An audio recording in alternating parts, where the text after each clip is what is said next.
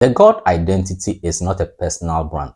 It is not a personal achievement. It's not a personal identity. The God identity is God's free gift to humanity. No human being played any special role to be created in God's image or to be given dominion over the earth and the earth's resources. That is why when we talk about the God identity, the idea is not to encourage human supremacy or to make somebody feel superior to another human being or to make someone feel special, more special than another human being, or to make you feel more powerful or better than other human beings.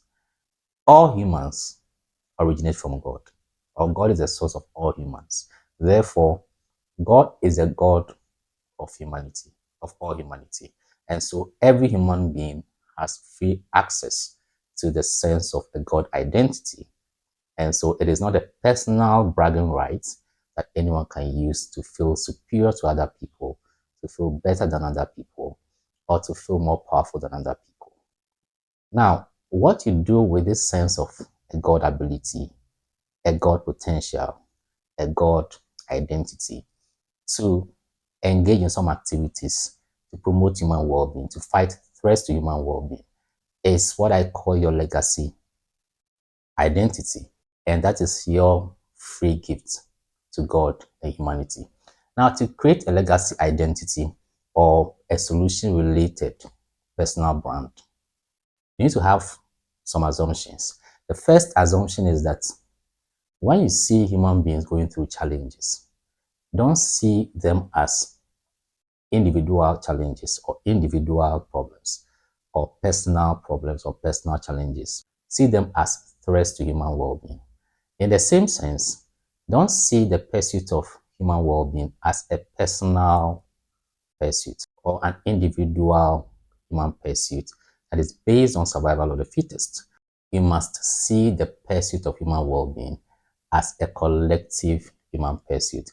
In other words, every human being is a member of one big human family looking for the same common end, which is well-being. Then ask yourself the question, what are the things that threaten human well-being? What are threats to human well-being that I can identify and provide some solutions, products or services to address them? Usually, they are threats to human survival and to human happiness. So every human being is actually looking for two major ends, survival and happiness. So if you can identify some problems that threaten human survival, human happiness, and design solutions, products, and services to address them, then you're making meaningful contributions to human well-being. A second assumption you need to make is that any asset you have, the things that you are and you have, it can be money, possessions, positions, your title, it can be some comfort you have, some luxury you have, it can be some knowledge or skill you have. See them as the resources that you have, the privileges that you have, the opportunities that you have, the advantage that you have, the things that puts you in a better place so you can address human problems, so you can design solutions to fight threats to human well-being, to promote human well-being. So the things that we call blessings are not for showing off. They are to be seen as privileges, assets, resources that are at our disposal, for which reason we have what it takes to address problems and challenges that confront human well-being. A third assumption you need to have is that there are competing motives or reasons why you do what you do in the name of helping people. You may be doing what you do for money, fame, recognition, power, you're looking for human respect, and so many other motives may be the reasons why you do what you do.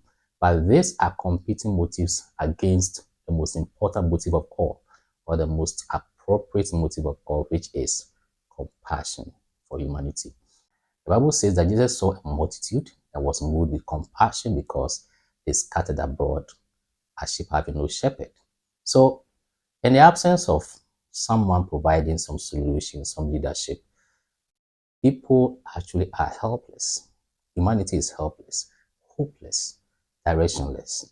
That's why you come in to use the gifts that you have, the assets that you have, the resources that you have available to you to design some solutions, some products, some services to lead people out of their suffering, out of the threats to their well-being, into a more positive state.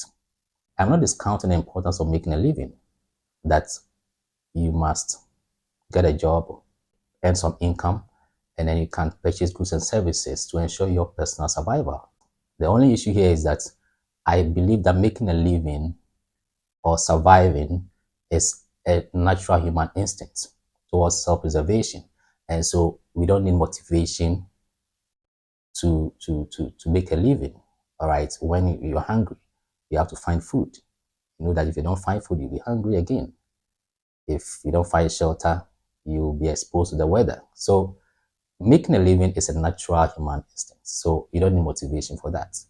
But I believe that being created in God's image, having God's ability, having God's potential, and being the most precious of God's creations, the most elevated of all God's creations, we can do more than surviving. We can do more than making a living. We can make meaningful contributions to the lives of the human being deliberately, and not only for the purposes of making a living. The irony, however, is that when you concentrate on promoting human well-being, making a difference in the lives of other people, making a living becomes an inevitable consequence. So I will entreat you to not just glory in expressing a God identity or a God image or a God potential, but to develop a personal solution-related brand, or what I call a legacy identity, which has to do with your personal contribution to human well-being, deliberate contribution to human well-being. And this is what I call your gift to God and humanity. Now, to express your God identity and your legacy identity combined is the highest expression of the human being.